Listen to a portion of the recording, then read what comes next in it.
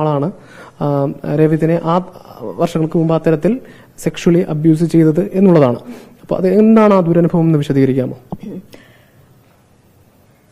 ഈ ജനറൽ സെക്രട്ടറിയായ ഇദ്ദേഹം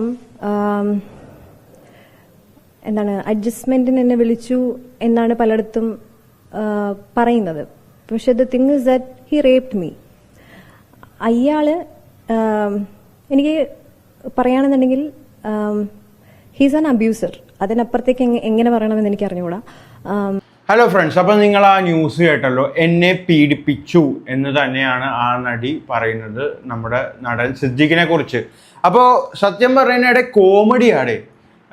AMMA അസോസിയേഷൻ ശരിക്കും മാമ അസോസിയേഷൻ ആണ്. കാരണം ജനറൽ സെക്രട്ടറി പുള്ളിക്കാരനാണ് ഇതിൻ്റെ ഒരു മെയിൻ എല്ലാ കാര്യങ്ങളും വളരെ വിശദീകരിച്ച് പഠിച്ച് പറയുന്ന ഒരു വ്യക്തി. ഇപ്പൊ ജനറൽ സെക്രട്ടറിക്ക് നേരെയാണ് ആരോപണം.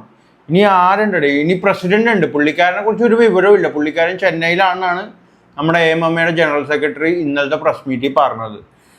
അപ്പോൾ ജനറൽ സെക്രട്ടറി കുടുങ്ങി. അപ്പോൾ ജനറൽ സെക്രട്ടറിക്കെതിരെയുള്ള ആരോപണത്തിന് വന്നത് രേവതി സമ്പത്ത് എന്ന് പറഞ്ഞ നടിയാണ്. ആരാണ് ഈ നടി? ഞാൻ ഈ നടീനെ കുറിച്ച് സത്യം പറഞ്ഞാൽ കണ്ടിട്ടും കേട്ടിട്ടുമില്ല. ഈ ഒരു സിനിമ പോലും ഞാൻ ഈ നടിയുടെ കണ്ടിട്ടില്ല.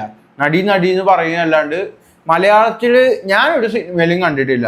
അപ്പോൾ എന്തായാലും നമുക്ക് ഈ നടി ആരാണെന്നുള്ളൊരു വീഡിയോ വന്നിട്ടുണ്ട്. യൂട്യൂബിലുള്ള വീഡിയോ ആണ്. നമുക്കതൊന്ന് പ്ലേ ചെയ്ത് നോക്കാം. പാട്നഗർ എന്ന സിനിമയിലൂടെ ശ്രദ്ധേയായ നടിയാണ് രേവതി സമ്പത്ത്. ചിത്രമായ വേഫട്ടിൽ പ്രധാന വേഷം ചെയ്ത് പ്രേക്ഷകരുടെ ശ്രദ്ധ പിടിച്ചുപറ്റിയ രേവതി മുൻപ് മോഡലായി പ്രത്യക്ഷപ്പെട്ടിട്ടുണ്ട്. പ്രധാന റാം ഷോകളിലൊക്കെ രേവതി മത്സരിച്ചിട്ടുണ്ട്.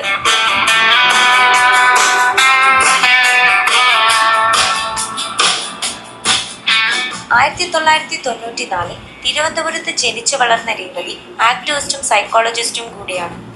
ചെറുപ്പം മുതലേ അഭിനയത്തോടും സിനിമയോടും വലിയ താല്പര്യം കാണിച്ച രേവതി പിന്നീട് അഭിനയത്തിലോട്ട് ചുവട് വെച്ച് തുടങ്ങി.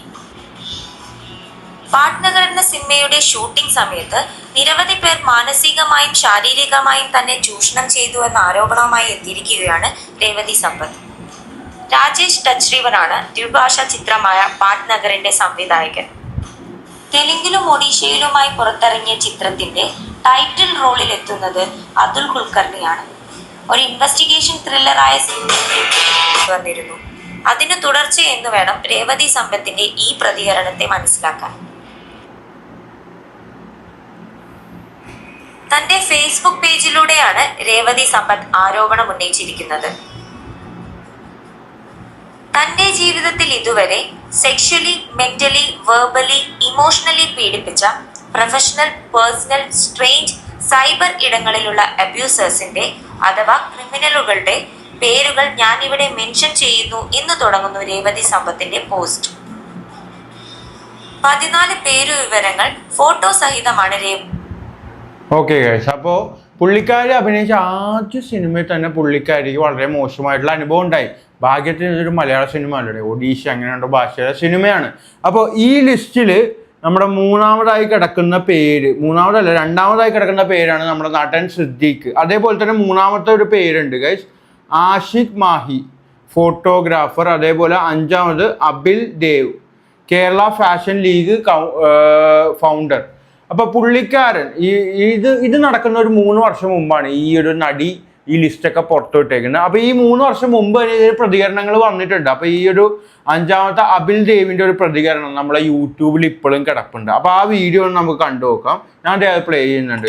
നടിയും മോഡലുമായ രേവതി സമ്പത്ത് കുറച്ച് ദിവസങ്ങൾക്ക് മുമ്പ് തന്റെ ജീവിതത്തിൽ തന്നെ ഇതുവരെ സെക്ഷലി 15 പേരുടെ ഇമോഷണലി പീഡിപ്പിച്ച 14 പേരുടെ 14 പേര് 5ാമനായി ഉൾപ്പെട്ട Kerala fashion league founder Abhil Dev ഇപ്പോൾ രേവതി സമ്പത്തിനെതിരെ തുറന്നടിച്ച് രംഗത്തെത്തിയിരിക്കുകയാണ്. അഭിൽ ദേവിന്റെ വാക്കുകൾ ഇങ്ങനെ: ഞാൻ കേരളം ഫാഷൻ ലീഗിന്റെ ഫൗണ്ടറാണ്. 2015 രേവതി സമ്പത്ത് എന്നെ ആദ്യമായി വിളിക്കുന്നത്. ചൈനയിൽ MBBS പഠിച്ചുകൊണ്ടിരിക്കുന്ന വിദ്യാർത്ഥി എന്ന് പറഞ്ഞാണ് വിളിച്ചത്. ഈ കുട്ടിക്ക് ഫാഷൻ മേഖലയിൽ വലിയ താല്പര്യമുണ്ട്, ഷോകളിൽ പങ്കെടുക്കണം എന്ന് പറഞ്ഞു.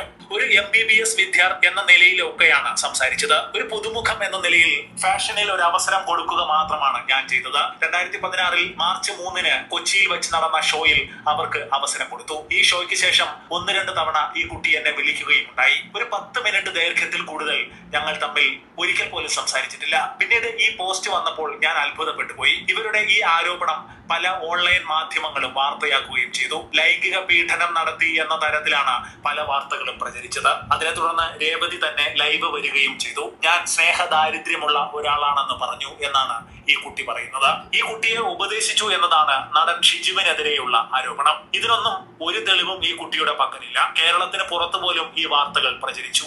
ഞങ്ങൾക്കും കുടുംബമുണ്ട്. ഈ വാർത്തകൾ അവരെയും ബാധിക്കും. എന്തിന് ഇത്തരത്തിലൊരു ആരോപണം ഉന്നയിച്ചു എന്ന് അറിയില്ല. തുടർന്നുള്ള ഷോകളിൽ ഈ കുട്ടിയെ വിളിക്കാത്തതാണോ ഈ കുട്ടിയുടെ പ്രശ്നം എന്ന് ഞാൻ സംശയിക്കുന്നു. അല്ലാതെ മറ്റൊരു കാരണവും എനിക്ക് കാണാൻ പറ്റുന്നില്ല. ഇനി അഥവാ ഞാൻ അവരെ മാനസികമായി പീഡിപ്പിച്ചതിന് തെളിവുകൾ ഏതെങ്കിലും ഉണ്ടെങ്കിൽ നിയമ നടപടികളുമായി മുന്നോട്ട് പോവുകയാണ് വേണ്ടത്. അതിനെക്കുറിച്ചുള്ള അന്വേഷണത്തിനിടയിലാണ് അവരുടെ തന്നെ ഫേസ്ബുക്ക് പോസ്റ്റിന് താഴെ വന്ന ഒരു കമന്റ് എന്റെ ശ്രദ്ധയിൽപ്പെടുന്നത്. ചൈനയിലെ വെയ്ഫാങ് യൂണിവേഴ്സിറ്റിയിൽ പഠിച്ചുകൊണ്ടിരിക്കവേ സഹപാഠിയായ ഒരു പെൺകുട്ടിയുടെ നഗ്ന വീഡിയോ പകർത്തിയതിന് ഈ കുട്ടി പുറത്താക്കപ്പെട്ടു എന്നാണ്. എന്നാൽ ആ കമന്റിൽ നൽകിയിരിക്കുന്ന ചിത്രത്തിൽ യാതൊരുവിധ സീലുകളോ മറ്റ് ആധികാരികത ഉറപ്പുവരുത്തുന്ന കാര്യങ്ങളോ ഇല്ല. അത് ചുവട് പിടിച്ച് ഞാൻ ചൈനയിലെ വെയ്ഫാങ് യൂണിവേഴ്സിറ്റിയിൽ അന്വേഷിച്ചു. ഈ കുട്ടിക്ക് അതായത് ഗൈസ്, ഈ ഒരു പോസ്റ്റ്, അതായത് ഇത് നടക്കുന്നത് 3 വർഷം മുമ്പാണ്. ഈ ഒരു നടി അല്ലെങ്കിൽ ഈ ഒരു വ്യക്തി, അതായത് രേവതി സമ്പത്ത് എന്നുള്ള വ്യക്തി ആ പോസ്റ്റ് ഇട്ട്, ആ പോസ്റ്റിന്റെ അടിയിൽ വന്ന കമന്റ് ആണ് അവർ പഠിച്ച കോളേജിൽ ഈ നടി ഒരു നഗ്ന വീഡിയോ എടുത്തുള്ളത്. അപ്പൊ അതിനെ കുറിച്ചുള്ളൊരു ഇതാണ് ഇതിൽ പറയുന്നത്. നമുക്ക് അതും കൂടി കേൾക്കാം. 4 തവണ യൂണിവേഴ്സിറ്റി നോട്ടീസ് നൽകിയിട്ടുണ്ട്. അതിൽ 4ാമത്തെ പരാതിയിന്മേലാണ് ഈ കുട്ടി പുറത്താക്കപ്പെടുന്നത്. സഹപാഠിയായ വിദ്യാർത്ഥിനിയുടെ നഗ്ന വീഡിയോ ഈ കുട്ടി പകർത്തുകയും അത് ആ പെൺകുട്ടി കാണുകയും ചെയ്തു. തുടർന്നാണ് പരാതി നൽകിയത്. തുടർന്ന് പരാതി നൽകിയ ആ പെൺകുട്ടിയുടെ കുടുംബത്തെയും ഞാൻ വിളിച്ചിരുന്നു. ഈ സംഭവത്തെ തുടർന്ന് 8 മാസത്തോളം മാനസികമായി തളർന്നുപോയ അവസ്ഥയിലായിരുന്നു ആ പെൺകുട്ടി എന്ന് അറിയാനും സാധിച്ചു. ഇതുകൂടാതെ യൂണിവേഴ്സിറ്റിയിൽ പഠിച്ചിരുന്ന 30 വിദ്യാർത്ഥികൾ നൽകിയ ഒരു മാസ് പെറ്റീഷനുമുണ്ട് രേവതിയുടെ പേരിൽ, രേവതിക്കെതിരെ.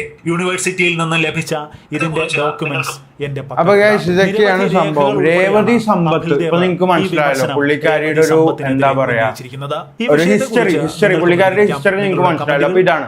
അപ്പൊ ഈ ഒരു ആരോപണം കൊണ്ട് ഇപ്പൊ നടൻ സിദ്ദീഖിനെതിരെ ഇപ്പൊ ഭയങ്കര കേസോ ഇതോ എടുക്കണമെന്നൊന്നും ഇല്ല. പിന്നെ സിദ്ദീഖ് വലിയ പുണ്യാളനാണെന്നോ ഇല്ലെന്നോ ഒന്നല്ല നമ്മൾ ഈ വീഡിയോയിൽ പറയുന്നത്. പക്ഷെ ഈ ഒരു പറയുന്ന നടിക്കെതിരെ ഒരുപാട് പേര് പറഞ്ഞിട്ടുണ്ടെന്ന് ഈ നടി തന്നെ പറയുന്നു. അപ്പോൾ അത് മാത്രമല്ല, ഈ ഒരു നടി പറയുന്നത് പറഞ്ഞാൽ സിദ്ദീഖ് റേപ്പ് ചെയ്തു എന്ന് തന്നെയാണ് പറയുന്നത്. അപ്പോൾ ഇതിനെക്കുറിച്ച് നമ്മുടെ നടൻ സിദ്ദീഖ് ഇതുവരെ പ്രതികരിച്ചിട്ടില്ല. പിന്നെ സിദ്ദീഖിൻ്റെ ഒരു ലൈൻ അറിയാലോ, പുള്ളിക്കാരൻ എന്തെങ്കിലും ഉണ്ടെങ്കിൽ അതൊരു 100 വട്ടം ആലോചിച്ച് പറയുന്ന ഒരു വ്യക്തിയാണ്. ഇനി ഈ ഒരു നടി കഴിഞ്ഞ വർഷം ഈ നടിക്കെതിരെ ഒരു പരാതി ഈ നടി ഒരു പരാതിപ്പെട്ട, അതും കൂടി നമുക്ക് കാണാം. കഴിഞ്ഞ വർഷമാണ് ഈ പറഞ്ഞ കാര്യങ്ങളൊക്കെ നടക്കുന്നത്. 3 വർഷം മുമ്പാണ് ഈ സിനിമയിൽ അഭിനയിച്ച് പുള്ളിക്കാരി ഈ ഫേസ്ബുക്ക് പോസ്റ്റൊക്കെ ഇടുന്നത്. ഇതൊക്കെ കഴിഞ്ഞ വർഷം പുള്ളിക്കാരിയുടെ പേരിലൊരു ന്യൂസും കൂടി വന്നിട്ടുണ്ട്. ആ ന്യൂസ് വളരെ പ്രസക്തിയുള്ള, അതും ഇതേ കേസ് തന്നെയാണ് സംഭവം. മോറൽ പോലീസിങ് എന്നൊക്കെ പറഞ്ഞിട്ട് ഒരു കേസ് പുള്ളിക്കാരിയുടെ പേരിൽ വന്നിട്ടുണ്ട്. നമുക്ക് അതും കൂടി കാണാം ഗൈസ്. എനിക്കിപ്പോൾ ഉള്ളത് നടിയും മോഡലുമായ രേവതി സമ്പത്താണ്. രേവതി ഇപ്പോൾ അമ്മയ്ക്കും സുഹൃത്തിനുമൊപ്പം വടകരയിലാണ്, വാടക വീട്ടിലാണ് താമസിക്കുന്നത്. അവിടെ വെച്ച് മോറൽ പോലീസിംഗ് അനുഭവം ഉണ്ടായെന്നാണ് രേവതിയുടെ പരാതി. ഒപ്പം ഇതുമായി ബന്ധപ്പെട്ട് വടകര പോലീസ് സ്റ്റേഷനിൽ പരാതി നൽകാൻ പോയപ്പോൾ അവിടെ വെച്ചും മോശം അനുഭവം ഉണ്ടായെന്നാണ് രേവതി പറയുന്നത്. രേവതി, എന്താണ് ഉണ്ടായത്? ആദ്യം നമുക്ക് മോറൽ പോലീസിംഗ് നടക്കുന്നത് 20 സെപ്റ്റംബറിനാണ് നടക്കുന്നത്. അതായത് നമ്മളിപ്പോൾ ഇവിടെ നമ്മുടെ ഒരു ആവശ്യം എന്ന് പറയുന്നത് ഇവിടെ PG MSc clinical psychology Sreenarayana കോളേജിൽ ചെയ്യുന്നുണ്ട്. ഇവിടെയാണ് നമുക്ക് കിട്ടിയത്. എനിക്കും സന്തോഷം. അപ്പോൾ 20 സെപ്റ്റംബറിന് വെച്ചിട്ടാണ് first moral policing without any other reason. പിന്നീട് വീട്ടിൽ വെച്ചിട്ടും ഇത്തരത്തിലൊരു അനുഭവം ഉണ്ടായി. വീട്ടിലേക്കും ചിലര് വന്നു ഭീഷണിപ്പെടുത്തുന്ന സാഹചര്യം വരെ ഉണ്ടായി. അതെന്താണ്? രണ്ടാമത് ഉണ്ടായതാണ് ഏറ്റവും നമുക്ക് വളരെ ഡിസ്റ്റർബൻസ് ഉണ്ടായ ഒരു കാര്യം. അതായത് 15 ഒക്ടോബർ രാത്രി നമ്മുടെ വീട്ടിന്റെ നേരെ ഓപ്പോസിറ്റ് താമസിക്കുന്ന ഒരു വ്യക്തി, അശ്വിൻ എന്നാണ് പേര്. അദ്ദേഹത്തിന്റെ വീട്ടിൽ നമുക്ക് അവരുടെ പേഴ്സണൽ ഡീറ്റെയിൽസ് ഒന്നും അറിയില്ല, അവരാരാ എന്താ ഇതൊന്നും അറിയില്ല. കാര്യം 10 ദിവസം മാത്രമേ ആയുള്ളൂ നമ്മൾ ആ വീട്ടിലേക്ക് റെന്റൽ ഇതായിട്ട്. അപ്പോൾ പിന്നെ അദ്ദേഹം പെട്ടെന്ന് തന്നെ നമ്മളെ വീട്ടിലൊരു 12 മണി അറൗണ്ട് നമ്മൾ പുറത്തുനിന്ന് പഠിച്ചുകൊണ്ടിരിക്കുകയാണ്. ഞാനും സന്തോഷം, എന്റെ അമ്മ 3 പേരും ഇരിക്കുകയാണ്. അമ്മയുണ്ടാവും കൂടെ. അപ്പൊ ഇവരെ അതിക്രമിച്ച് കയറി വന്നിട്ട് വീടിന്റെ ബൗണ്ടറി ക്രോസ് ചെയ്ത് വന്നിട്ട് സന്തോഷിന്റെ അടുത്ത് അടുത്ത് ആദ്യം എടാ ചെറുക്കാൻ ഒരു വൃത്തിയിട്ടൊരു ഭാഷ യൂസ് ചെയ്താണ് പുള്ളി, അങ്ങനത്തെ പദപ്രയോഗങ്ങൾ യൂസ് ചെയ്താണ് സംസാരിക്കുന്നത്. നിങ്ങൾ ഇവിടെ താമസിക്കാൻ അനുവദിക്കില്ല, ഈ പണി ഇവിടെ നടക്കില്ല എന്നാണ് ഇവരെല്ലാവരും പറയുന്നത്. അതെന്താണ് ഈ പണി എന്ന് നമുക്ക് മനസ്സിലാവുന്നത്. അപ്പൊ അവിടെ സദാചാര ബോധത്തിന്റെ ഒരു പ്രശ്നമാണ്. ഒറ്റനങ്ങി ഉണ്ടായിരുന്നു അവിടെ ധാരാളം കാര്യം എന്ന് വെച്ചാൽ ഭയങ്കരമായിട്ടുള്ള ബ്ലാക്ക് മെയിലിംഗ് ആണ് ഈ അശ്വിൻ ചെയ്തത്. അപ്പൊ ആ സ്പോട്ടിൽ തന്നെ വടകര പോലീസ് സ്റ്റേഷനിൽ ഞാൻ ഇൻഫോം ചെയ്ത സമയത്ത് പിന്നെ ഞാനൊരു റിട്ടേൺ പെറ്റീഷൻ ഫയൽ ചെയ്തിട്ടുണ്ടായിരുന്നു. ദ വെരി നെക്സ്റ്റ് ഡേ വന്നിട്ട് 4 മണിക്ക് 2 പാർട്ടിക്കാരെയും അവിടെ വരാൻ വേണ്ടി പറഞ്ഞിട്ടുണ്ടായിരുന്നു. അപ്പൊ 16-ാം തീയതി രാത്രി ഇതുപോലെ 12 മണിക്ക് ശേഷം ഇദ്ദേഹം ഫസ്റ്റ് ഓഫ് ഓൾ അശ്വിൻ എന്ന് പറഞ്ഞ ആള് ഡ്രങ്കൺ ആണ്. ആൻഡ് അശ്വിന്റെ സുഹൃത്ത് എന്ന് പറഞ്ഞ ഒരാൾ ഗുണ്ടായിസം കാണിക്കാൻ വീട്ടിനകത്ത് അതിക്രമിച്ച് കയറി. അതും 12 മണിക്ക് ശേഷമാണ്. നമുക്കറിയാം നമ്മൾ ഭക്ഷണം കഴിച്ചുകൊണ്ടിരിക്കുന്ന സമയമാണ്.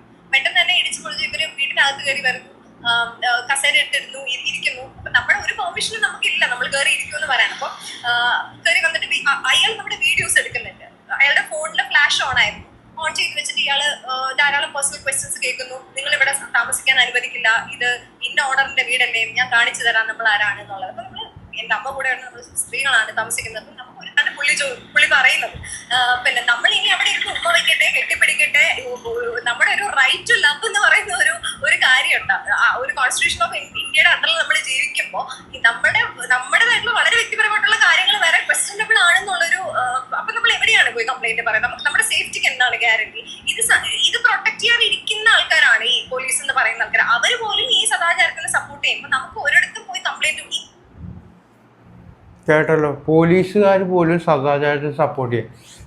ഈ നടിനെ കുറിച്ച് യൂട്യൂബിൽ തന്നെ നമ്മൾ നോക്കുമ്പോൾ ഇങ്ങനത്തെ വിവരങ്ങളാണ് മൊത്തം കാണുന്നത്. അപ്പോൾ ഇത് വെച്ച് നമുക്ക് ഒരിക്കലും നടൻ സിദ്ദീഖിനെ കുറ്റം പറയാൻ പറ്റില്ല. പക്ഷേ ഇതിന് പ്രതികരണമായിട്ട് നമ്മുടെ നടൻ സിദ്ദീഖ് ഇതുവരെ വന്നിട്ടില്ല. പുള്ളിക്കാരൻ ഇതിനെതിരെ ഒരു വ്യക്തമായിട്ടുള്ള എന്താ പറയുക പ്രതികരണം ഇതുവരെ നടത്തിയിട്ടില്ല.